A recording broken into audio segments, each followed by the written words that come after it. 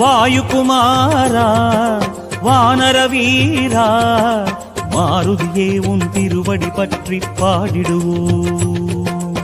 ஆனந்தம் பரமானந்தம் ஹனுமானே உன் திருநாமம். வாயுகுமாரா வானர வீரா மாருதியே உன் திருவடி பற்றி பாடிடுவோம்.